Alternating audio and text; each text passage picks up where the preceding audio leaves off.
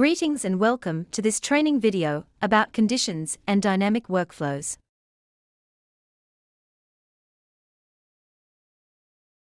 When you start running marketing campaigns for things like opt-ins, and lead nurturing and so forth, a lot of people think about autoresponders, sending out emails. Day 1 they get this thing, day 2 they get that thing. Well, what's amazing about this platform is that you can actually take it a step further and dynamically respond based on actions that the customers take. It's a whole lot better than just waiting days to send another message to them. So you can actually find out if they replied or if they were interested. If something was positive, then you can do this action or send this email or this text.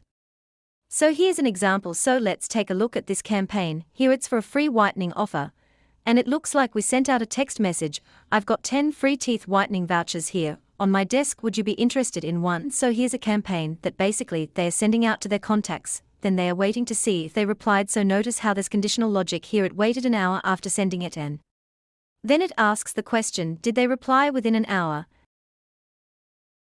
And then it splits them if they did or if they didn't. So notice how there's two different paths the customers or the prospects could go down, and then again, if they did, was it positive? And again it sends out more information. If it wasn't positive, it can send out a different message. So this is the type of dynamic responses that you can integrate into your marketing campaigns to be way more relevant to your prospects. It can be more like an actual human. So let's take a look at what these actually are. What actions you would use to split campaigns and build these dynamic situations.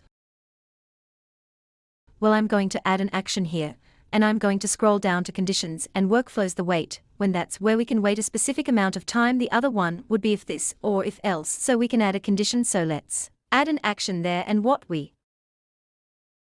can do is add a condition just like this. So did they reply within an hour? So we'll give it a name, did they reply? So what we would do is we would select and look at contact replied, and we've got answers yes, and then we got another section contact replied, and the answer is no. If we were to save this action, did they reply? See how it splits, and it gives us two options to follow.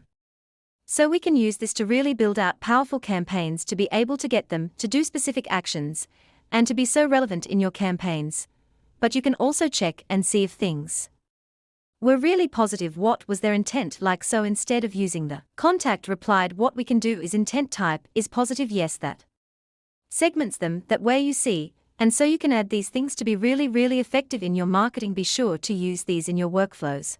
Thanks for listening to this video about conditions and dynamic workflows. For more videos like this or to make a request for additional training videos, please go to the main menu and add a comment ticket.